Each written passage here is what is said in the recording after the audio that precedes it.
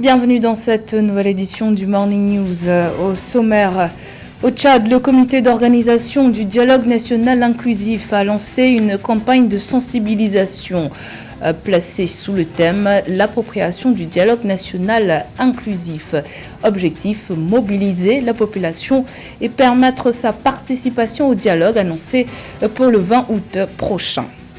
En Tunisie, le référendum constitutionnel voulu par le président Kais Saied continue de cristalliser les tensions. Le parti Afek Tounes a récemment appelé à voter non au projet de la nouvelle constitution. Le vote se tiendra le 25 juillet 2022. Et puis le président bissau-guinéen Umaro Sissoko Embalo annonce les priorités de son agenda à la tête de la CEDEAO. Un agenda axé sur la sécurité et la stabilité en Afrique de l'Ouest. Mais tout d'abord, nouvelle attaque terroriste au Burkina Faso. Dans la nuit du vendredi 15 au samedi 16 juillet, des groupes armés ont détruit les ponts de Woussé et de Naré. C'est la deuxième fois que le pont de Naré subit une attaque. La première s'est produite le 30 juin dernier, mais des travaux avaient permis aux populations de continuer à emprunter cet axe routier. Selon les analystes, ces deux attaques ont pour but d'isoler encore plus la région du Sahel. Actuellement, il est quasiment impossible de rallier la capitale Ouagadougou à Dori, au nord-est du pays. Les infrastructures routières deviennent des cibles privilégiées des groupes armés au Burkina Faso.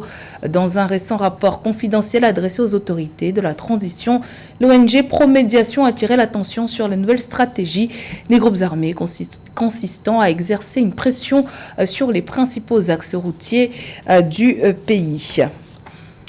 Attaque terroriste également en Somalie. Au moins 10 personnes ont été blessées ce dimanche 17 juillet dans un attentat suicide visant l'hôtel Nourdob à Jowar, une ville située dans l'état de Hirshabelle au sud du pays. Parmi les personnes blessées figurent deux responsables locaux, Abdi Moualem, le ministre de la Santé à Hirshabelle, et la ministre des Femmes Aïcha Khalif. Selon la police locale, l'explosion a entraîné de graves dégâts matériels dans certaines parties de l'hôtel et des bâtiments voisins. L'attaque a été revendiquée par le mouvement terroriste Al-Shabaab. Au Tchad, les autorités de la transition ont lancé ce samedi 16 juillet une campagne de mobilisation pour le dialogue national inclusif. L'objectif est de susciter la participation citoyenne de toutes les couches de la société au processus de la transition en cours. Pour rappel, le dialogue national inclusif démarre le 20 août prochain dans la capitale N'Djamena. Reportage signé Mahamat Ramadan.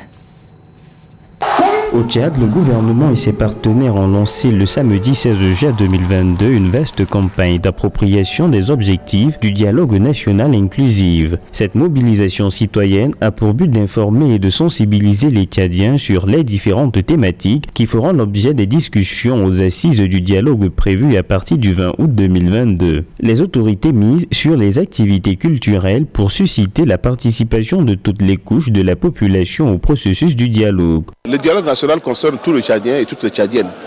Et les organisations de la société civile et les artistes sont en fait les moteurs de ce dialogue, à part le politique. Et nous pensons que pour le comité d'organisation, à travers les comités techniques, il a été décidé de faire en sorte que tous les Tchadiens puissent participer à ce dialogue. Et le lancement de cette campagne s'inscrit dans ces cadres-là. La mobilisation citoyenne pour l'appropriation du dialogue national inclusif est saluée par les organisations de la société civile et les acteurs de la culture qui voient en cette initiative un moyen de contribuer à apaiser les tensions en cette période de pré-dialogue. Ils estiment que les festivités culturelles sont les meilleurs moyens de se défouler et de s'exprimer sur les enjeux du processus de la transition. Ça fait longtemps que le Tchadien n'a pas cette culture de se retrouver dans une ambiance festive pour pouvoir se défouler, pour refouler ses sentiments et s'exprimer. Mais c'est un début et tout début est difficile.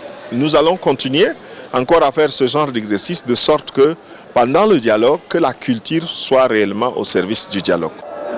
À l'issue des activités de la campagne, les différents acteurs ont appelé les partis politiques et les organisations de la société civile à continuer à mutualiser leurs efforts et à faire des propositions pertinentes au dialogue national inclusif afin d'asseoir définitivement des institutions solides pour un Tchad nouveau post-transition.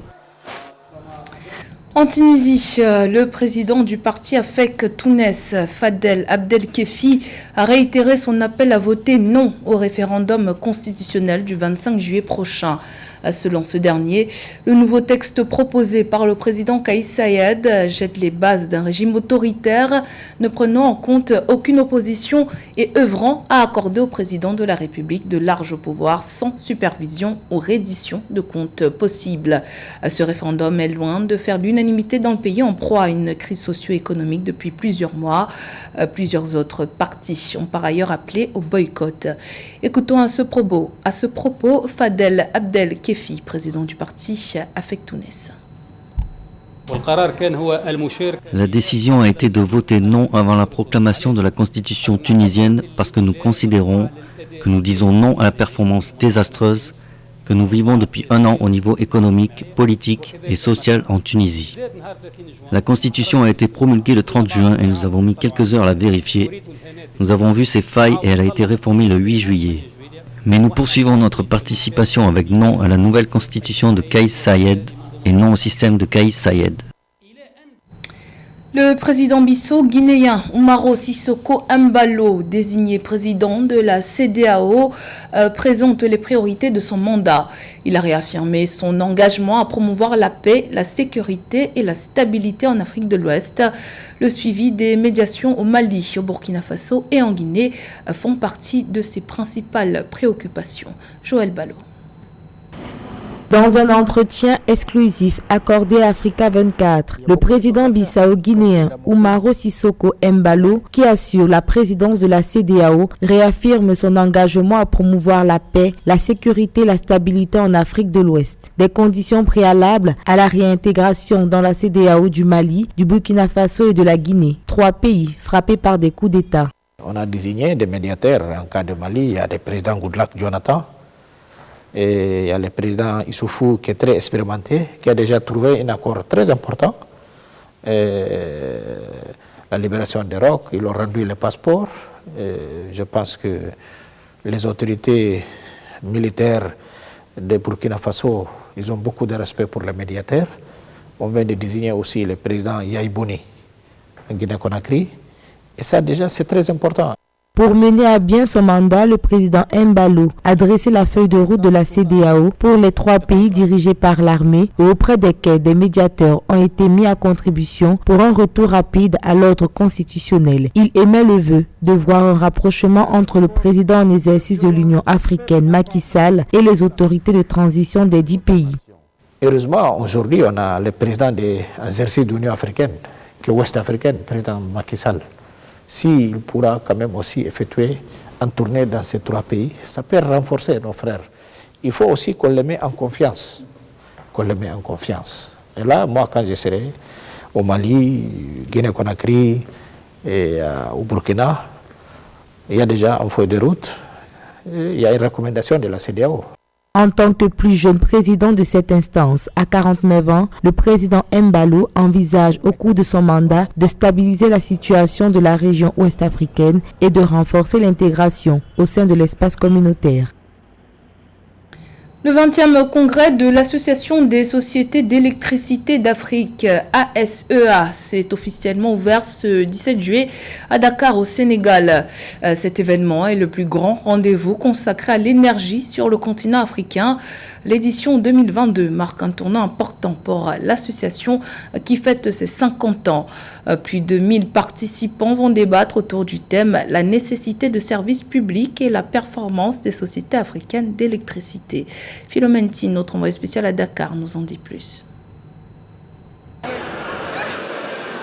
Selon les professionnels, l'Afrique a besoin d'une énergie bon marché et fiable. Ils plaident ainsi pour une politique énergétique africaine qui intègre les questions sur les énergies nouvelles et renouvelables, le nucléaire, l'éolien offshore, l'hydrogène ainsi que toutes les autres questions connexes sur l'utilisation des véhicules électriques et le stockage de l'énergie. À l'occasion de ce plus grand rendez-vous sur l'énergie en Afrique, les enjeux de la réalisation du marché unique de l'électricité africaine ont été également abordés. Ceci passera nécessairement par un réseau électrique africain intégré.